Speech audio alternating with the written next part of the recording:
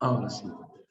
Muy bien. Entonces, jóvenes, la semana pasada habíamos dicho de que en el comercio internacional, ¿no? Se manifiesta, pues, ¿no? Como un intercambio de mercancías, ¿no? Desde los agentes residentes en un país con el resto del mundo, ¿no es cierto? Ya. Para eso es necesario utilizar una serie de elementos que van a ser utilizados en diferentes actividades. ¿Ya? Vamos a empezar a analizar. En primer lugar tenemos las divisas. ¿A qué le llamamos divisas? ¿Qué son las divisas? Las divisas, profesor, son las monedas extranjeras, ¿ya? Pero no todas las monedas extranjeras son divisas, jóvenes. ¿Así, profesor? No, así es. No todas las monedas extranjeras suelen ser divisas, ¿ya? No todas las monedas extranjeras suelen ser divisas. ¿Por qué? Porque las monedas extranjeras, ¿no? Van a ser utilizadas en sus respectivos países, ¿ya? Para poder regular su propio sistema económico. Pero existen divisas, existen monedas extranjeras que,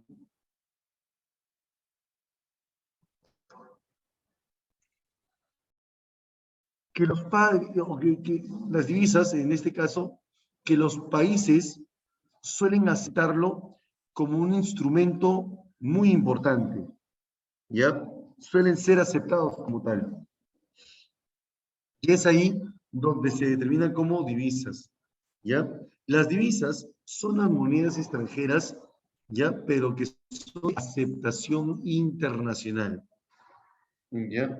Que sean aceptadas a nivel internacional. O sea, que no, no solamente un país lo acepte, sino todos los países lo acepten, ¿no? ¿Ya? Ahora, para poder efectuar las transacciones económicas, ¿qué tipo de divisas utilizaríamos? El dólar estadounidense, ¿ya? El dólar estadounidense, porque hay diferentes tipos de dólares, ¿ya? Hay diferentes tipos de dólares. Hay dólares canadienses, dólares australianos, ¿no? Dólares ecuatorianos, diferentes tipos de dólares. Entonces, el dólar estadounidense es considerado una divisa. ¿Ya? El euro, el yen japonés, el yuan o renminbi chino, ¿no? La libra esterlina, ellos suelen ser las divisas, ¿no?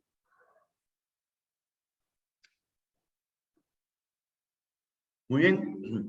Ahora, las divisas, recuérdalo, son todas aquellas monedas que son de aceptación internacional, ¿ya?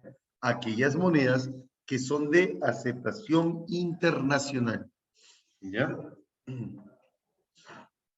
Las reservas internacionales netas. Cuando hablamos de reservas internacionales netas, nosotros vamos a hablar acerca de aquellos instrumentos o recursos, ¿no? Económicos, financieros, ¿ya? Que un Estado siempre tiene que cuidar, siempre tiene que proteger, mantenerlo en reserva para poder cubrir todas las obligaciones que tenemos con el exterior, ¿ya? Conjunto de recursos con los que cuenta una economía para poder cumplir con las obligaciones de pago con el exterior, ¿ya? Actualmente vienen siendo administrados por el Banco Central de Reserva del Perú, ¿ya?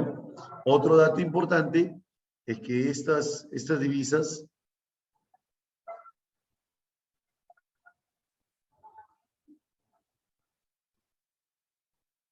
han sido calculados, ¿no? Actualmente,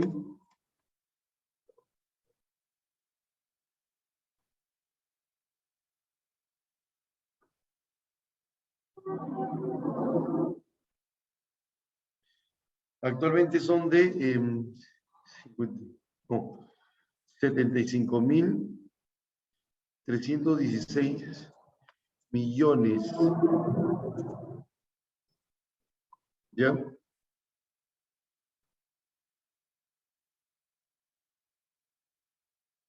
Actualmente, ¿no? Esto es al 20 de julio, ¿no?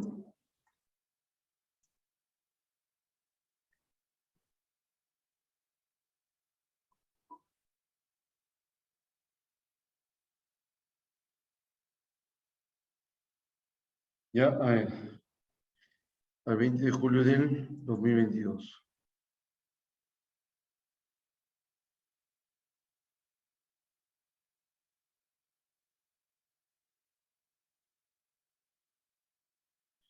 Muy bien, entonces,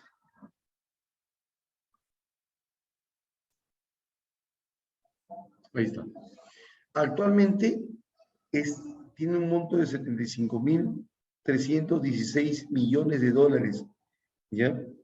En divisas, ¿ya? Repartidos entre los sectores, entre lo que es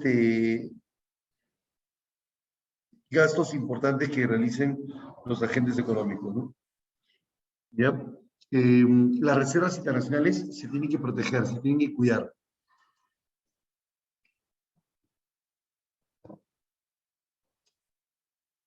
¿Ya? ¿Listo? Entonces, ahora, ¿cómo están conformadas las reservas internacionales? Ahí está. Las reservas internacionales están conformadas por oro monetario, ¿ya? Por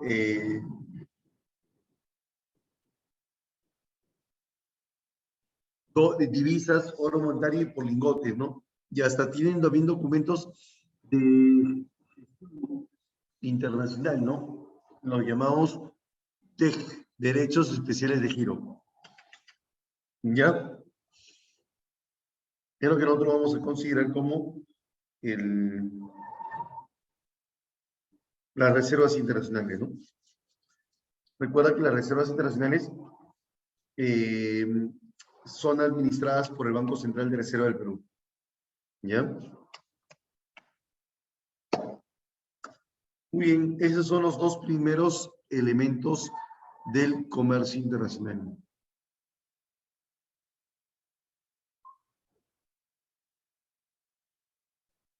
Otros son los derechos especiales de giro. Estos documentos también son creados, son activos, son instrumentos, son activos financieros, pero que en este caso son emitidos por el Fondo Monetario Internacional, creados por el Fondo Monetario Internacional, ¿ya? Y en la cual, este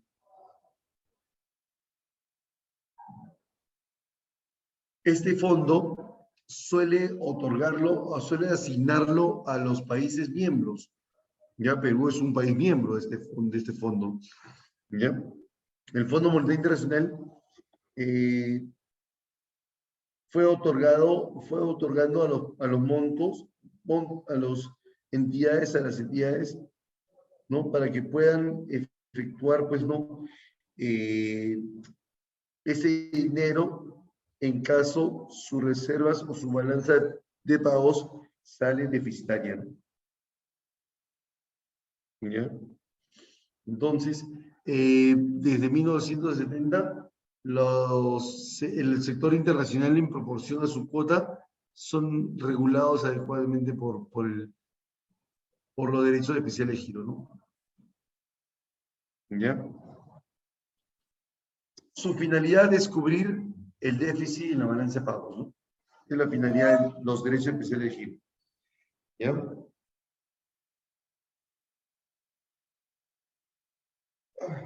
Muy bien. Otro de los elementos del comercio internacional, el arancel. El arancel es considerado un elemento muy importante. ¿Ya? Este elemento importante se establece como un instrumento de protección comercial del Estado. Ya lo que pasa es que a veces el Estado siempre trata de poder promover o proteger la industria nacional. ¿Ya? ¿Y cómo se promueve? ¿No? Tratando de poder analizar casos ¿no? De casos de importación, ¿no? ¿Ya? Este instrumento de protección comercial lo que busca es promover la estabilidad monetaria para que pueda mantenerse estable, ¿no? Pero ¿qué ocurre si no hay medios que protegen nuestra moneda? Entonces el arancel siempre va a ser elevado, ¿no? ¿Ya?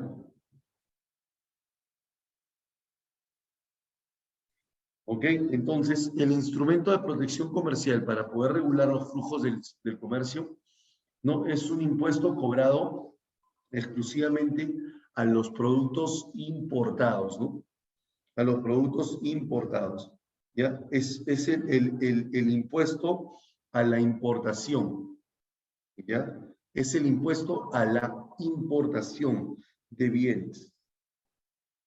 Existen dos tipos de arancel.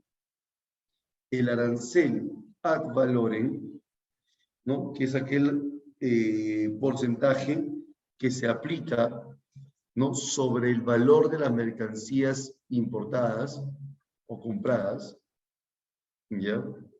El arancel ad valorem, ¿no? Se establece de acuerdo al valor, ¿no? Ahora, el arancel ad valorem se va a subdividir en dos. Un arancel flat, ¿no? Que tiene un solo porcentaje, ¿ya? Y el arancel escalonado que tiene diferentes porcentajes, ¿no? ¿Ya?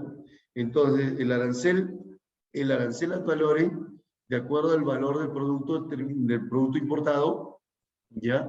Se determina o se domina, pues, no mediante un arancel flat y un arancel escalonado. Arancel flat que tiene un solo porcentaje para todos los productos y el arancel escalonado, en la cual nosotros sí lo tenemos, como para poder saber, ¿no? Cómo administrar los recursos que llegan al país, ¿no? ¿Ya? Y por último tenemos el arancel específico.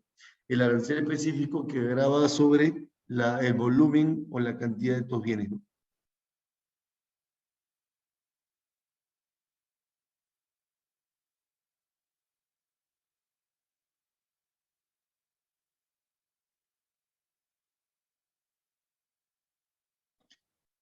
Listo. Entonces, es importante reconocer de que el arancel, como un impuesto a la importación, se puede cobrar de diferentes formas, ¿no?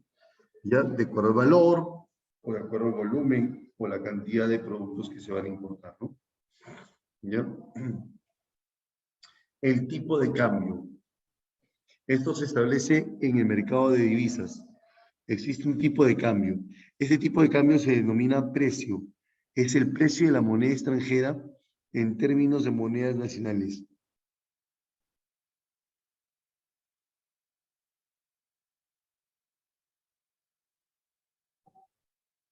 ¿Ya?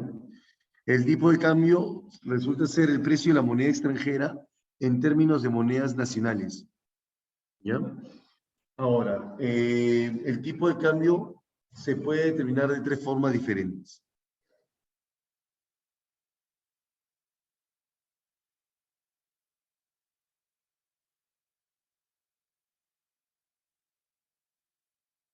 ¿Ya? El tipo de cambio se divide en tres. Tipo de cambio fijo, ¿ya? Es aquel establecido o determinado por la autoridad monetaria, ¿ya? Establecido por la autoridad monetaria, el Banco Central de Reserva del Perú. ¿Ya? Pero según se dicen los datos, según dicen los datos de que el tipo de cambio fijo solamente existió hasta el año 1992, ¿ya? Eh, para poder regular el, el objeto, ¿no?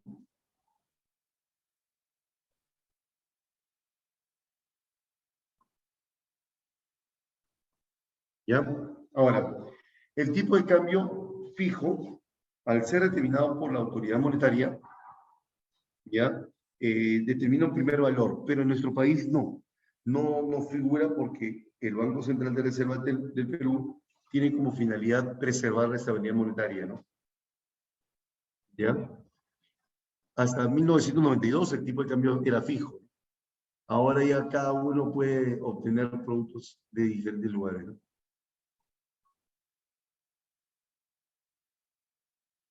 ¿Ya? El otro tipo de cambio es el tipo de cambio flexible o libre, ¿no? Libre o flexible. Es un intercambio de flotación limpia.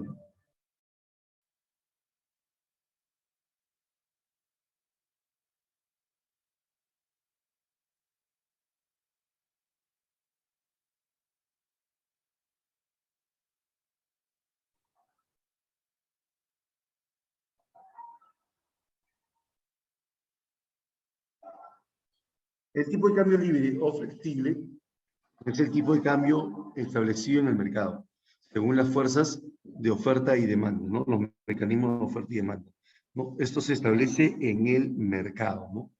Se establece en el mercado. ¿Ya? Ahora, el libre mercado se establece o determina, pues, ¿no? Que el tipo de cambio puede variar, ¿no? Puede variar. Ahora, ¿y qué pasaría si varía de manera abrupta o de manera acelerada? Entonces, ahí el Banco Central de Reserva de Perú no puede permitir que el banco actúe o las entidades actúen por sí solas. Lo que hace es intervenir. ¿Pero de qué manera interviene? A través del tipo de cambio administrado o regulado, ¿no? En este caso, el Banco Central de Reserva del Perú interviene en el mercado para poder, eh, generar esto, ¿no? ¿Ya? Entonces, ese es el tipo de cambio administrado. Recuerda que el Banco Central de Reserva del Perú tiende a intervenir en este mercado, ¿no?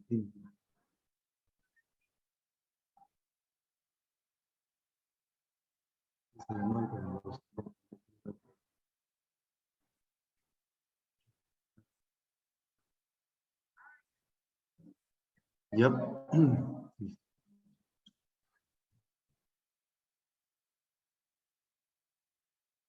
Muy bien. Ahora, importante destacar el tipo de cambio administrado, ¿ya? Para que el Banco Central de Reserva del Perú intervenga, ¿no? Ahora, ojo, ¿cómo interviene el Banco Central de Reserva del Perú? El Banco Central de Reserva del Perú interviene ¿de qué manera?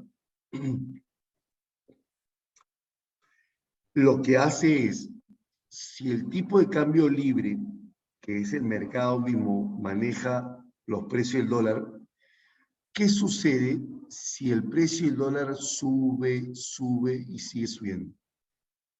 ¿Por qué motivo sube? Bueno, de repente por diferentes motivos, ¿no? Porque hay mucha demanda, muchas compras, y entonces el- hay mucha demanda, demasiadas compras, entonces se pierde eso, ¿no? Y por ende, si hay mucha demanda, ¿no? Entonces no hay monedas en el extranjero, no hay monedas en el mercado, mejor dicho. Y como no hay monedas, entonces el Banco Central de Reserva de Perú, ¿qué hace?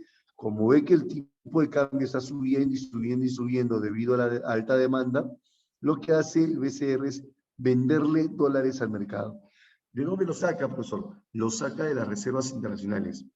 De las reservas internacionales, porque obviamente se utiliza para poder solucionar eh, problemas específicos, ¿ya? Eh, Ante el incremento del precio del dólar, el Banco Central de Reserva del Perú tiende a venderle dólares al mercado para que pueda bajar. ¿Ya? Ahora, ¿y qué pasaría, profesor, si el tipo de cambio disminuye?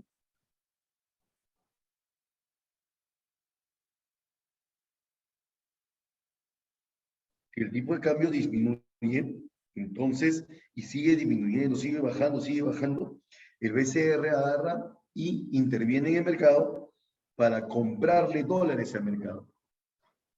Le compra dólares. ¿Ya? Entonces,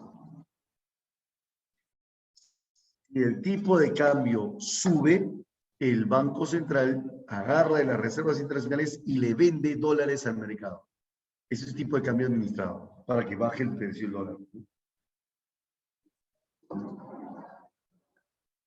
¿Ya? Y si el tipo de cambio empieza a bajar y a bajar y a bajar, ¿ya? El Banco Central de Reserva le compra dólares al mercado, ¿no? Interviene en el mercado para poder hacer que baje el precio del dólar. ¿Ya? Ah, obviamente, si lo compra, si compra el dólares al mercado, lo aumenta la reserva.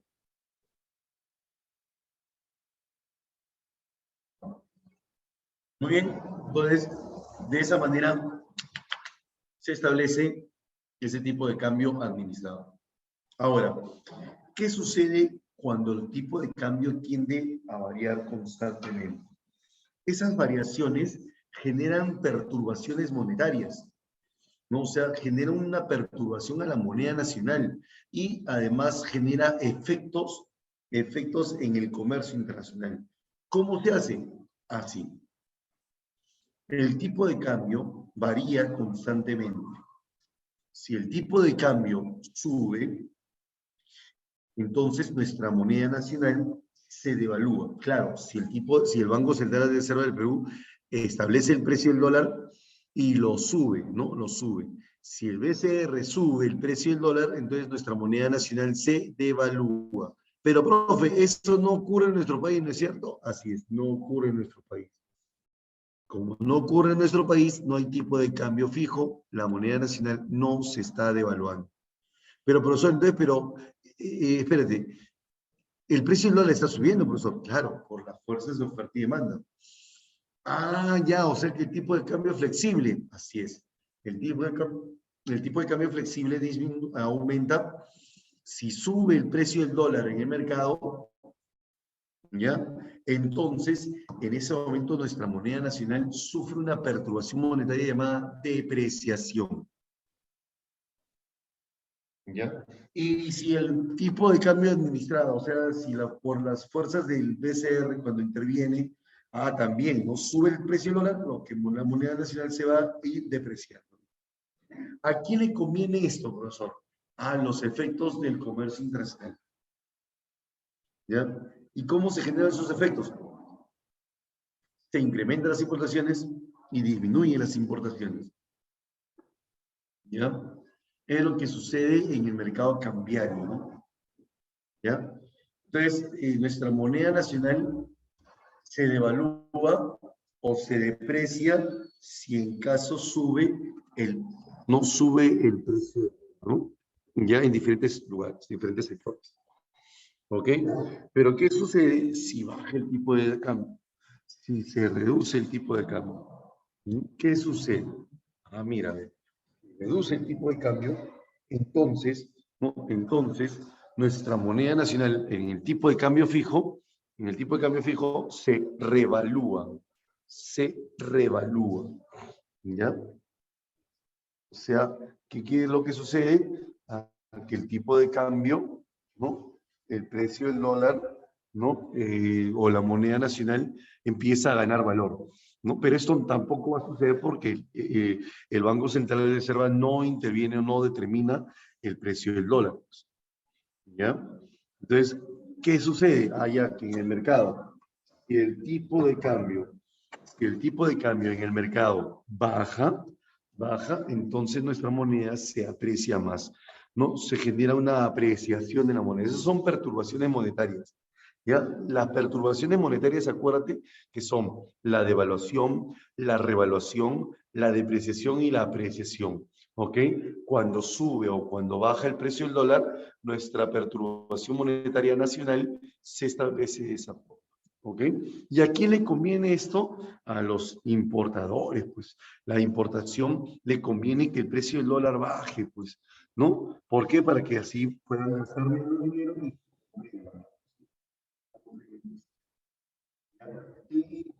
y las exportaciones van a empezar a caer, pues, ¿no? Van a empezar a caer. ¿Por qué? Porque si el precio del dólar, ¿no? Si el precio del dólar baja, entonces no les conviene a los exportadores. ¿Por qué? Porque van a ganar menos.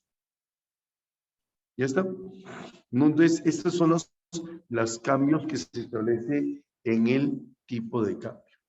¿Ya? Más elementos, profesor, el Incoterm. Otro elemento del comercio internacional. ¿Pero en qué consisten esos Incoterms? Son términos utilizados en un contrato de compra y venta internacional. O sea, cuando se firma un contrato de exportación o de importación, ¿no? Los agentes que van a realizar las actividades empiezan a tener un trato, ¿no? Llegan a un trato en la cual dice, ¿no? La obligación de poder asegurar la mercancía, ¿no? Y qué tipo de póliza van a adquirirse, ¿no? Eso es en cuanto a las Incoterms, ¿ya? Actualmente las Incoterms se manifiestan de esta manera, ¿no? ¿Ok? Entonces, ahora, profesor, ¿cómo se puede explicar cada una de estas Incoterms? Para esto tenemos un videito que nos habla acerca de los Incoterms. Vamos a salir de aquí.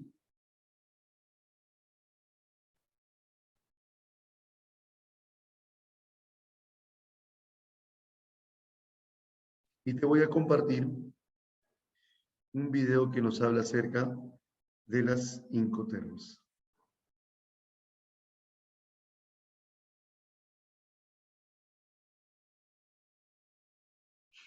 ¿Ya?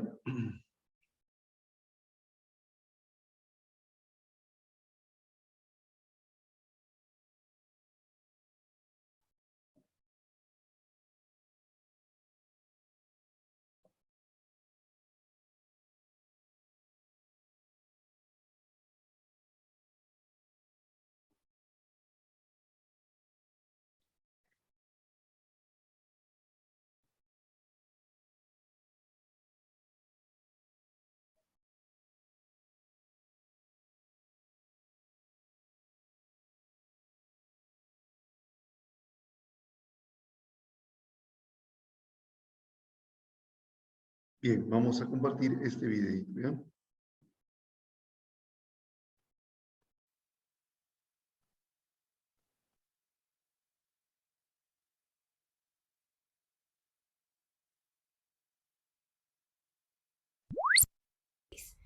Son establecidos ¿para qué? Para hacer un contrato internacional, para que establezcas los costos de importación, para que tengas claro los riesgos que asumes tú como importador o tú como exportador.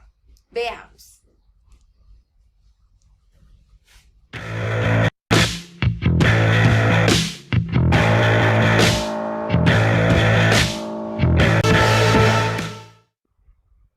Hola, bienvenidos a esta clase de los Incoterms. ¿Qué son los Incoterms? Los Incoterms son normas, deberes, riesgos, responsabilidades tanto de los exportadores como de los importadores. ¿Y quiénes establecieron estos Incoterms? La Cámara de Comercio Internacional desde el año de 1936.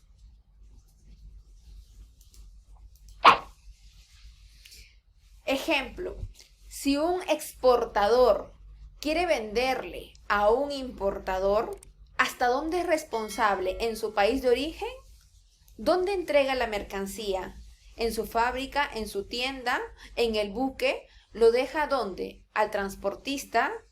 ¿Hasta dónde es responsable? Eso aclara el Incoterms. El Incoterm actualmente, bueno, tiene 3 letras, ¿sí? 3 letras, por ejemplo, aquí lo vamos a ver por grupos. Aquí tenemos el grupo E, que estas son las 3 letras, E, X, W. Grupo F, aquí tenemos el FCA, el FAS, el FOB, el grupo C, CPT, CIP, CFR, el CIF, como también tenemos el grupo D, que es el grupo de llegada, DPU, DAP, DDP. Muy bien, los Incoterms los puedes encontrar incluso en internet por grupos, como también por Incoterms, que es en destino, en origen, si es multimodal. Aquí vemos, por ejemplo, entrega en origen. Aquí vean en la parte derecha, entrega en origen. Son estos Incoterms que se utilizan cuando se entrega en origen la mercancía. Quiere decir en China o en el país que tú estés importando. Origen sería China. Destino sería tu país, ¿sí? Origen, estos son los Incoterms que se establecen, que se utilizan en origen. Muy bien, aquí tengo un ejemplo bien práctico para que tú puedas entender mediante este ejemplo. Aquí vemos que esta es la fábrica de China. Puede ser una fábrica de Canadá, una fábrica de Estados Unidos o de cualquier país. Vamos a hacer el ejemplo de China. Muy bien, esta es la fábrica de China y aquí tenemos que el exportador chino te va a vender en su fábrica, en su tienda, en su galería. Te va a vender, ejemplo, un plumón, por ejemplo, que tenemos aquí, un plumón. Te lo va a vender en $1.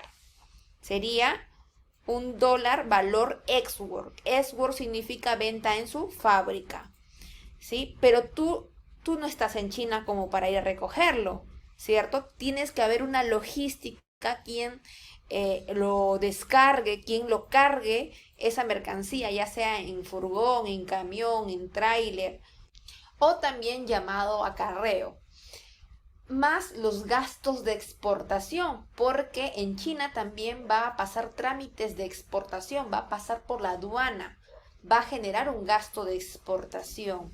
Eso también se tiene que considerar. Muy bien, esos gastos en origen son llamados inland. Ejemplo, acá está el transporte, aquí están las personas que cargan los estibadores, que lo llevan a la aduana, que lo llevan a los almacenes, para luego cargarlo al aeropuerto o puerto. ¿Sí? En este caso tenemos dos ejemplos, el aeropuerto y puerto. Pero este gasto en origen, tanto gasto de transporte, acarreo, gasto de exportación con aduana de exportación, se le llama inland, gastos en origen. Pero ya no te va a estar costando el plumón en $1. Este gasto en origen originó una recarga que viene a ser 50 centavos de dólar. Esto es un ejemplo nada más, como para que se entienda esta fórmula del Incoterm ex-work. Ex-work, que es $1, más el inland, que es 0.5, es igual al valor FOB. Es igual al valor FOB. Ejemplo, el precio FOB sería $1.05. Entonces, 1 más 0.5 dio el costo en el puerto, dio el costo a bordo del buque. ¿Qué te falta cotizar? Te falta cotizar el flete internacional desde el puerto de Shanghái hasta Puerto Savanap, desde el puerto Shanghái hasta el puerto Callao, ¿sí? Depende en qué país estés. Entonces, vas a cotizar un flete, un seguro, y te va a dar el valor CIF.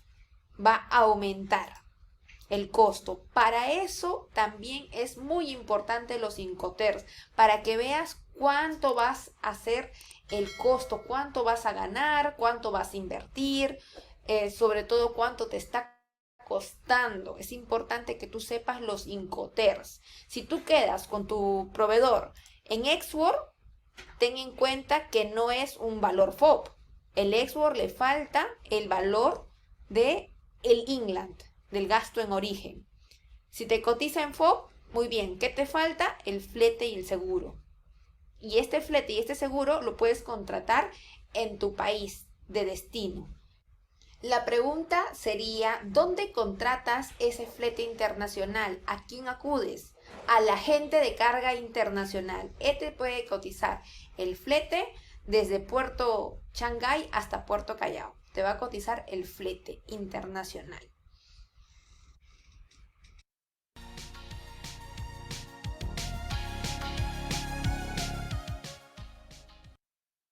¿Todavía no tienes el disfraz de tu engreído? Encuentra todos los disfraces.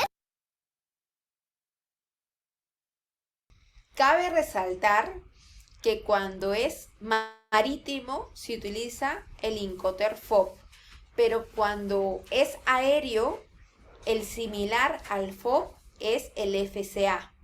Cuando es aéreo se utiliza Incoterm FCA. Lo mismo, Xwork $1, tú lo vas a multiplicar por 100.000 plumones, o por 10.000, o por 500.000, o por 50.000, o por 50, por 10, más el Inland es igual al FCA, $1.5.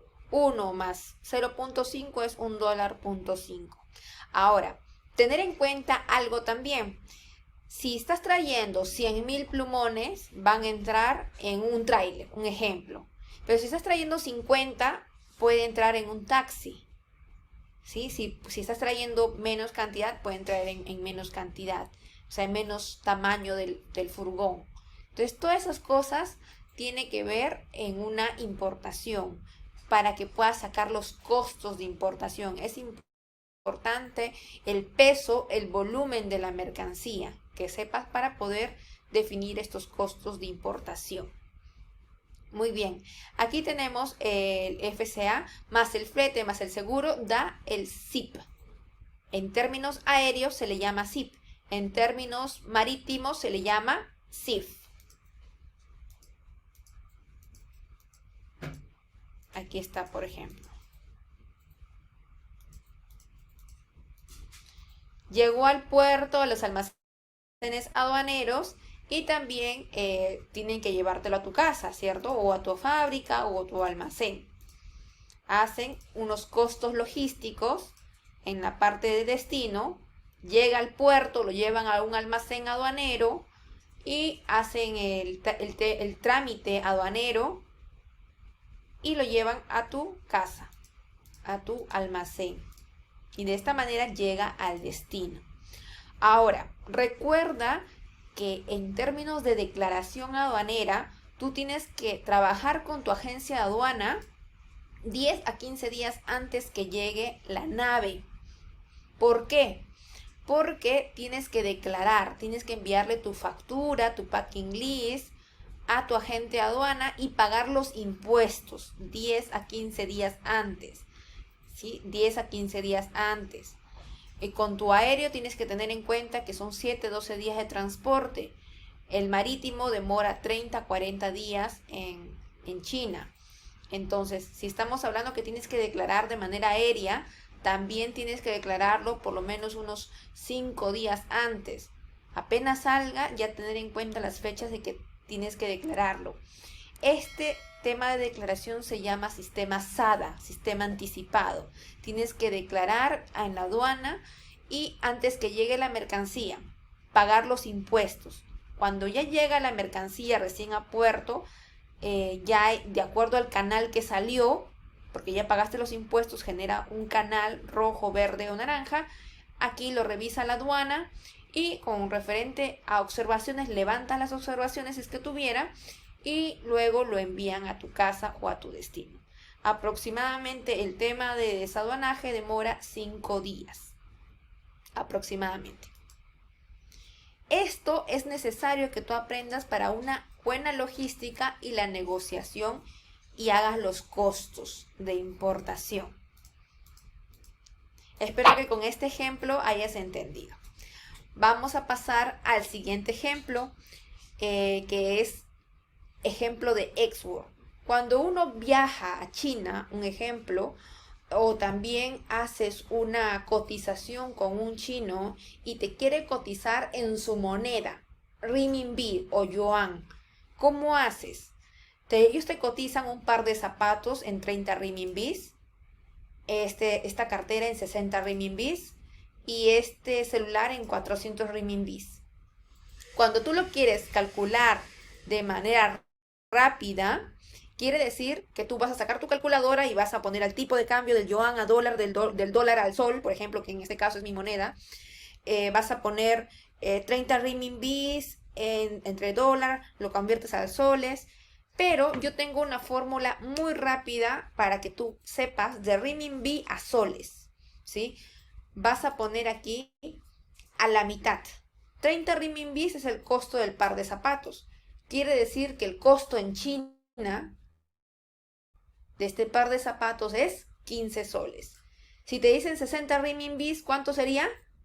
30 soles. Si te dicen 400 renminbis, el celular, ¿cuánto te está costando? 200 soles en China. ¿Sí? Este es un ¿Sabías que hombres como Donald Trump y el creador de Facebook ejemplo para que tú veas y lo calcules de manera rápida? Muy bien, veamos fórmulas de los Incoterms. ¿Cuáles son las fórmulas de los Incoterms? ¿Tenía fórmulas? Te preguntarás. Ex-work es el costo del producto en fábrica. El Inland, como lo hemos visto en el ejemplo, es la logística en origen más gastos de exportación. El FOB es el ex-work más el Inland. Ex-work más Inland es igual a FOB. Cuando es marítimo y cuando es aéreo se le llama FCA. El FOB y el FCA es lo mismo, similar, pero en este caso es marítimo y en este caso es aéreo. Muy bien. CFR significa FOB más flete, sin seguro. CPT es FCA más flete, que es similar. FOB y FCA es igual, ¿no? En este caso es marítimo y en este caso es aéreo. Muy bien, y aquí tenemos cuando le agregas el seguro, es FOB, seguro y flete, se llama CIF, cuando es marítimo. También tenemos el DDP, que es FOB, seguro, flete, más costos logísticos en destino. O también puede ser un FCA, seguro, flete, más costos logísticos en destino, también conocido como door to door. Tres cosas principales de los Incoterms para concluir es lo siguiente. Primero, no te olvides que los Incoterms establecen el momento, lugar de entrega de mercancías. 2. Establecen qué documentos necesitan tramitar ambas partes, tanto el exportador como importador. 3. También te dicen quién tiene que contratar y pagar los costos de transporte y seguro. No te olvides de suscribirte al canal, comentar el video, darle like al video, suscribirte, activar. Muy bien, eso es lo que nosotros consideramos como las Incoterms, cómo se elaboran los ejercicios, ¿no? La forma como se puede realizar un transporte, ¿no? ¿Ya? Muy bien. Ahora sí, con esto ya podemos haber terminado el tema, ¿no? Ya está. Ahora sí, entren al temático, chicos. Vamos a entrar al temático. Vayan entrando al temático que sea 3 minutos se ha activado, ¿ya?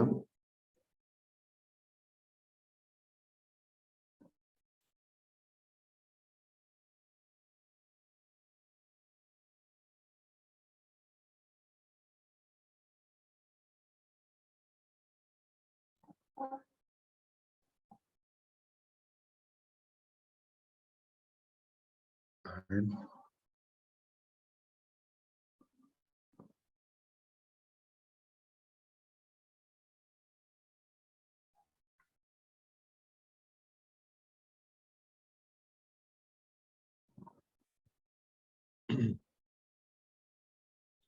Bien, vamos entrando al temático, chicos. Faltan Paolo Calla, Emanuel Castillo, Vanessa Caichon, Maite Cotrina, Stephanie Cruz, Mario Eri Fernández, Annette Morán.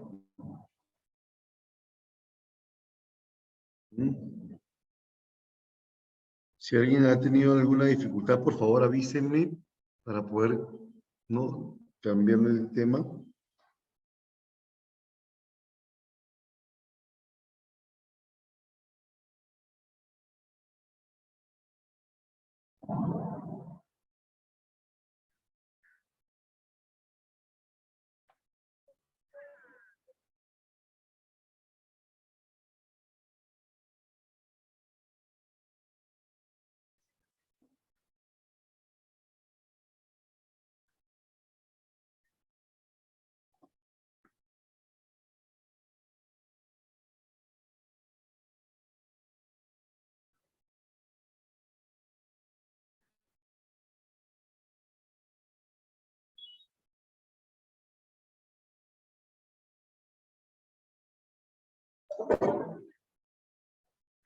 ¿Me avisan cualquier cosa, por favor?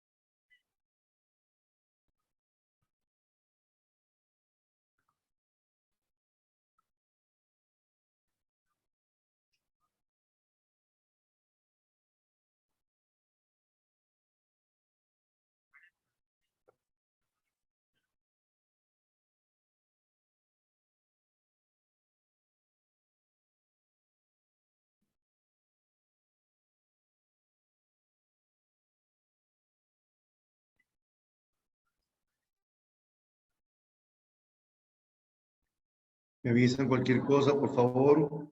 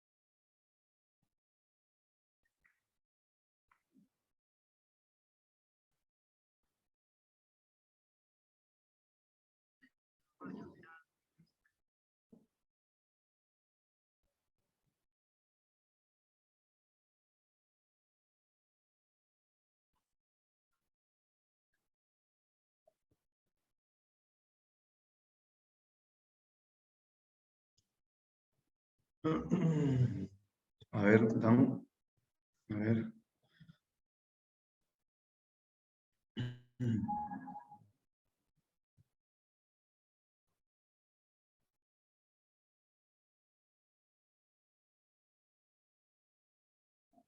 Ahí está.